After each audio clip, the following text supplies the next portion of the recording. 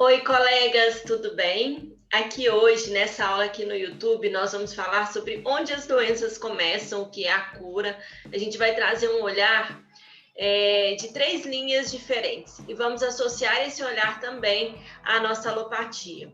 E aí, esse olhar, eu peço para que vocês, nesse momento, desconstruam algumas percepções que vocês têm do mundo, porque dois desses olhares, apesar de nesse momento serem bem disseminados, bem conhecidos, eles, na verdade, eles não têm um parecer científico direto, entendeu? Então, nesse momento, eu falo para vocês como médica, mas também como terapeuta e estudiosa de vários assuntos. Não estou dizendo aqui que tudo isso é uma verdade, eu vou confrontar diferentes percepções para que nós possamos, a partir disso, desenvolver novos olhares. É isso que eu tenho feito ao longo do MSI, trazer diferentes percepções para que o nosso olhar se amplie e para que a gente possa entender se aquilo faz ou não sentido na nossa vida e no olhar para o nosso paciente.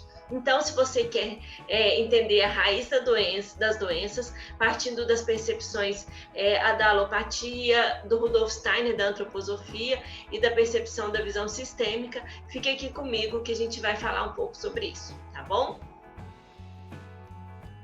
Tem aquela velha frase que é reportada a Hipócrates, que o paciente, a gente tem que primeiro perguntar ao paciente se ele está pronto para se curar, se ele realmente quer receber aquela cura. E tem uma outra frase que eu também gosto muito, que fala assim, é de um outro pensador, que agora não me lembro o nome, mas é a mesma visão. Olha, a doença, ela serve a vários propósitos úteis. Então, antes de nós abordarmos qualquer doença, é muito importante que nós tenhamos a consciência de que ela serve a algum propósito na vida daquela pessoa. E a gente sabe disso, né? A gente percebe isso no nosso dia a dia, a quantos propósitos a doença não serve. Nós mesmos, quando somos crianças e estamos doentes, a gente não recebe mais atenção dos pais. Muitas vezes eu me lembro na minha infância das vezes em que eu fiquei doente, por quê? Porque a atenção era redobrada sobre mim, né? E aí a atenção diminuiu um pouco dos meus irmãos menores, e eu vejo isso hoje também com os meus filhos, que ficar doente é ruim, porque tem a parte de ir para o hospital, de tomar injeção, essas coisas todas. No entanto, ter o cuidado materno ali mais direto é algo muito bom. Então a gente já percebe um ganho secundário no adoecer muito forte, que é o ganho da atenção, né? Quantas pessoas a gente não vê todos os dias no nosso consultório, no nosso trabalho, que elas realmente precisam chamar atenção. Então, se curar passa por todos esses olhares. E esse olhar agora é simplesmente um olhar de percepção que eu tenho no meu dia a dia, eu sei que vocês também têm, que é o olhar de perceber que aquela pessoa ali, ela precisa de algum tipo de atenção que a doença está trazendo para a vida dela. E não tem nada de errado, gente. Nós nos relacionamos muito a partir das experiências que nós vivemos e da forma como nós compreendemos o mundo. Então, chamar atenção através de uma doença geralmente é algo que se faz de forma muito inconsciente. Bom, mas a gente vai olhar agora três fatores que nos levam ao adoecer, geralmente, né? E cada pessoa, e várias linhas têm estudado esses diferentes fatores.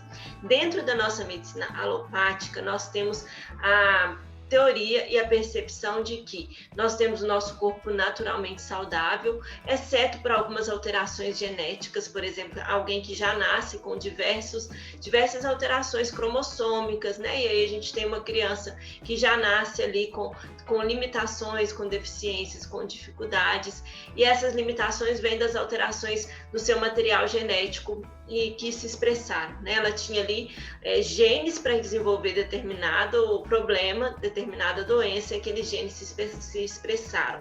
Nós temos também os adoecimentos agudos, que são causados por diversos fatores externos. Os mais comuns são as bactérias e os vírus, e outros micro-organismos. Esses micro-organismos, eles adentram o nosso corpo, eles geram ali uma reação inflamatória. Por quê? Porque tem um combate todo ali dos nossos linfócitos, né, para reagir àquela chegada daquele novo micro-organismo. E aí a gente tem um adoecimento, geralmente febril, geralmente ligado a um quadro mais agudo, um quadro inflamatório infeccioso. né? A gente tem esse tipo de adoecimento, que é um adoecimento que era muito comum no começo da sedimentação da alopatia. A gente tinha várias doenças agudas infecto-contagiosas, não que nós não as tenhamos hoje, né? No entanto, naquele momento isso era algo que explodia, e aí foram desenvolvendo várias ferramentas para lidar com esses fatores externos que nos adoecem, né? Então, para nós da alopatia, a visão da doença é sempre aquele inimigo que vem do externo e afeta o nosso equilíbrio interno, né? A gente tem essa visão muito forte. Quando chegam os processos de adoecimento crônico, a gente lida com outro problema, que são os adoecimentos que, na verdade, não têm a ver com o fator externo, tem a ver com a forma como a gente lida com a vida, com os nossos hábitos. E aí entram os nossos hábitos alimentares, os nossos hábitos de movimento, né? Se a gente faz ou não exercício físico, entram nossos hábitos de sono, as nossas relações, e tudo isso está associado ao adoecer. A nossa relação com nossa espiritualidade, mesmo que hoje ainda na alopatia não se tenha diretamente essa conversa, nós sabemos que ela já vem surgindo de forma incipiente. Então nós temos o adoecimento pelos hábitos. Isso é uma das visões, isso são as visões que nós temos da alopatia, que a gente já compreende, né? Nós temos hábitos adoecidos e esses hábitos eles nos levam a propagar mais ainda a nossa doença, né? A falência dos nossos órgãos. Então, a gente tem muito fortemente essa questão da genética, né? Nós temos ali genes que vão ser expressos ou não, e esses genes serão expressos ou não, diabetes, câncer, de acordo com os hábitos de vida que a gente tem, geralmente desde a infância, com certeza desde a infância, né? Então, essa forma de adoecer, a gente não tem a menor dúvida, e a gente sabe que ela atua no nosso corpo físico de forma muito direta. E daí vem a grande importância de movimentos hoje, por exemplo, como mudanças de estilo de vida, medicina de estilo de vida, movimentos que focam nessa mudança dos hábitos, né? E é tão olhar para um hábito só isolado é algo que a gente vinha fazendo nesses últimos anos, né? Muitas pessoas que estudam esse assunto olhavam para isso como o hábito sendo algo muito fácil de se resolver, é somente a pessoa mudar o seu hábito. Ela só precisa mudar aquilo que ela faz repetidamente todos os dias. No entanto, nós sabemos que mudar o que fazemos repetidamente todos os dias não é algo simples. Nós criamos ali uma rotina. Então, o adoecer pelos hábitos é lidar com as rotinas adoecidas que nós criamos no dia a dia e a dos nossos pacientes. E esse tem sido o grande desafio da nossa medicina hoje. Principalmente, às vezes, eu vejo muito isso, as especialidades que lidam com doenças crônicas, né? O quão sofrem, o quanto se desgastam tentando buscar que o paciente realmente perceba a importância de mudar de hábito. No entanto, ele pode até perceber, ele tenha consciência. No entanto, o que o faz despertar para realmente tirar aquilo que ele sabe, né, aquela informação que ele tem, que hoje não é mais nem um pouco restrita ao consultório médico, ao consultório terapêutico, ao consultório de nutricionista, né, a todos os profissionais da saúde que lidam com medicina, com terapias, com outras áreas da saúde.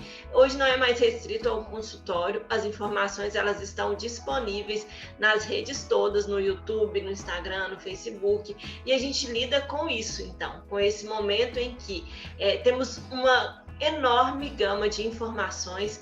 No entanto, a nossa busca agora é como fazer essas informações que as pessoas leem, escutam, ouvem, fazer realmente diferença na nossa vida, diferença na vida dos pacientes, né? Porque a gente tem, assim, eu falo que a gente tem uma formação teórica incrível, nós, profissionais da saúde, temos, e muitas vezes nós não sabemos lidar com o simples fato de que aquele paciente ali não consegue parar de fumar, né? Por exemplo.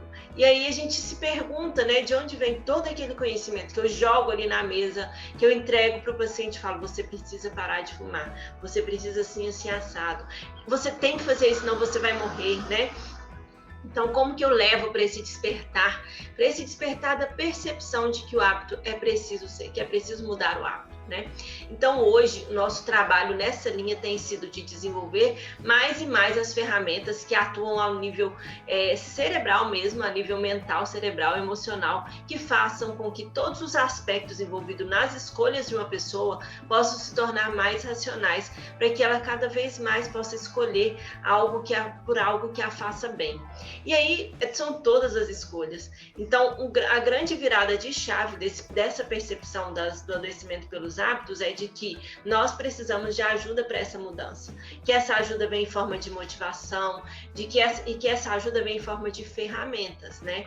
Então, assim, ferramentas incríveis que a gente tem hoje, por exemplo, ferramentas de entrevistas, como a entrevista motivacional, modelo transteórico. Outras ferramentas que a gente tem que já conseguimos provar que fazem mudanças são as técnicas de visualizações com imagens, as meditações, porque elas atuam em regiões específicas neuronais, ajudando realmente na mudança de hábito. Então, a gente tem todo esse desenvolvimento de uma medicina em torno dessa percepção, de uma busca desse olhar.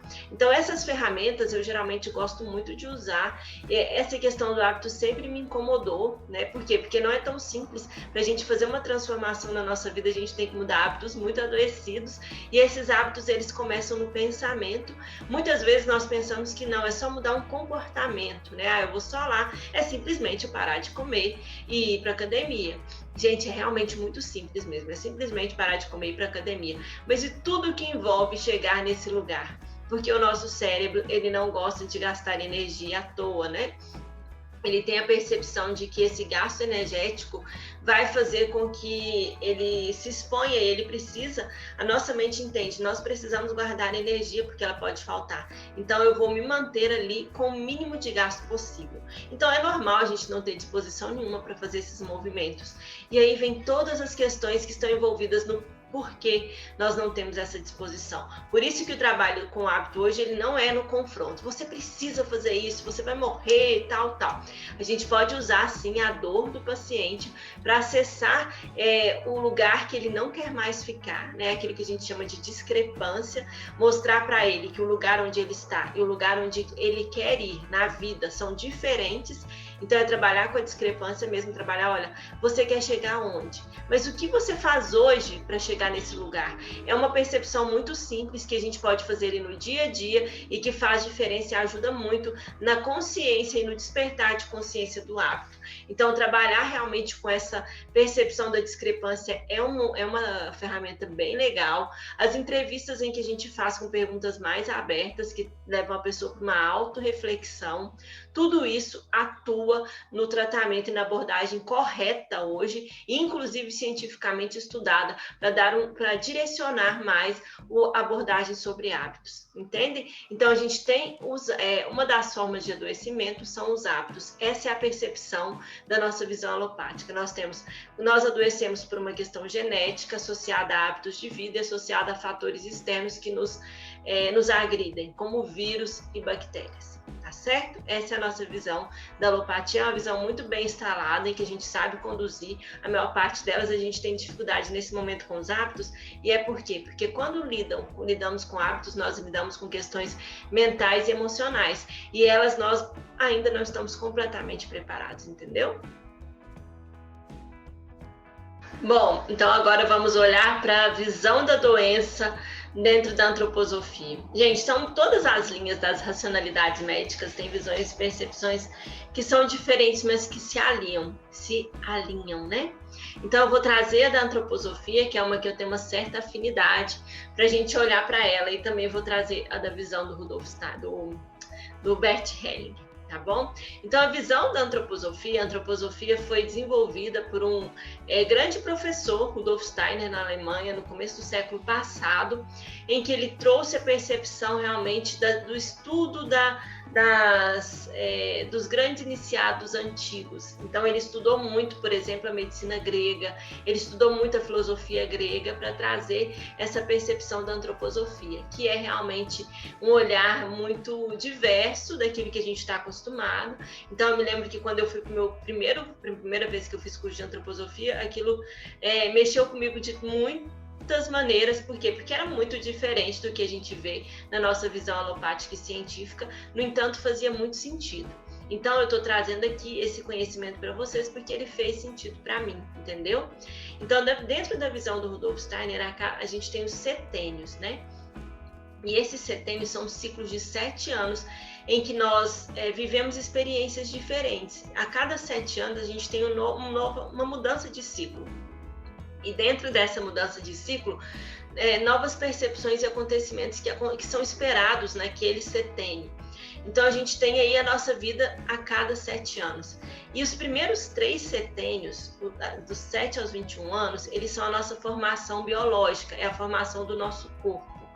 Dos 21 aos 42 é a formação da nossa psique, né? A gente tem muita questão da razão, de trazer para nossa compreensão e razão. Então a gente vive isso dos 21 aos 42, de querer entender, racionalizar, perceber o que é aquilo. Dos 42 para frente, a gente vive o nosso momento da espiritualidade, que é onde a gente acessa as questões da alma. Então, segundo ele, a gente tem percepções diferentes de acordo com a nossa vida. Tanto é que ele fala que a gente começa a viver realmente aos 42 anos, que até então a gente está na infância. E faz muito sentido quando nós pensamos nessa evolução e amadurecimento do ser humano. E aí, de onde vêm as doenças, né? Segundo o Rudolf Steiner, as doenças sempre vêm de uma biografia condensada. Ele fala, toda doença é uma biografia condensada. O que é isso? É uma história que não foi contada, que não foi olhada e que não foi ressignificada, e aquilo se expressa no corpo e adoece o nosso corpo de uma forma bem específica ou bem ampla, né? Então a expressão genética que aparece, que a gente vê na alopatia, que a gente vê nas doenças, nada mais são do que uma expressão daquilo que a nossa alma, que a nossa psique não processou de forma adequada e que se tornou uma doença. Então, o adoecer, na visão do Rudolf Steiner, sempre é uma biografia condensada de todas as histórias que nós não contamos, que nós não processamos, principalmente aquelas que aconteceram no primeiro setênio, do 0 aos 7 anos, que é um setênio muito impactante, onde nós recebemos muitas informações dos nossos pais e onde acontecem principalmente as feridas emocionais, né? Depois a gente vai fazer uma aula só falando sobre feridas emocionais, mas ali no primeiro setênio a gente tem as feridas emocionais principais que acontecem e isso direciona muito o nosso olhar para o adulto. Então a gente passa ali naquele momento por várias impressões, dos 7 aos 21, né? Do 0 aos 7, 7 aos 14 também é um período muito importante, os 14 aos 21 também. E todos eles têm momentos ali importantes em que a gente olha para a nossa vida, para as pessoas que estão do nosso lado, e aquilo nos traz mental, emocional, significados. Então a doença vem a partir do significado que eu dou àquelas situações.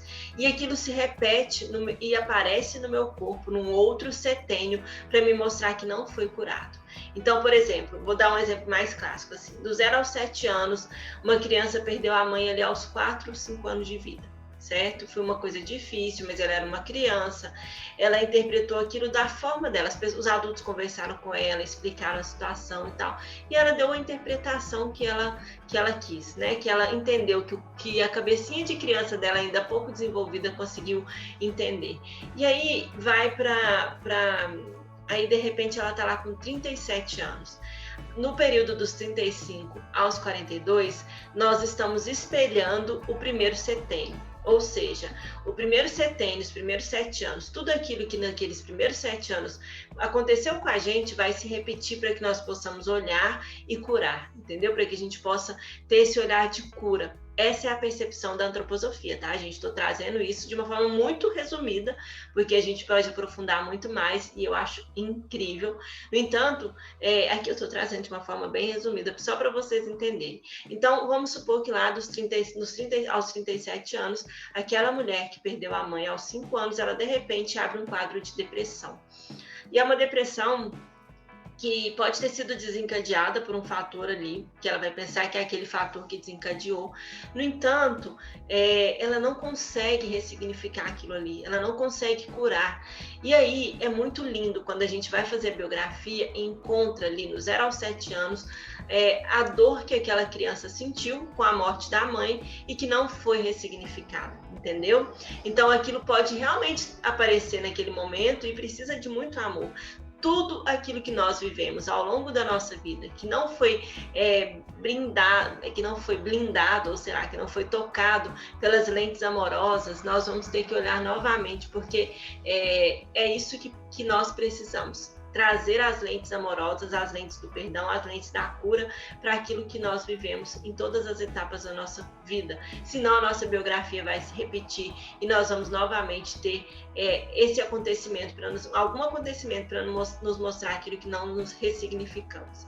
Dentro dos meus estudos de Kundalini Yoga, a gente também trabalha muito os setênios, os ciclos de vida. E eu acho muito legal, sabe o que é?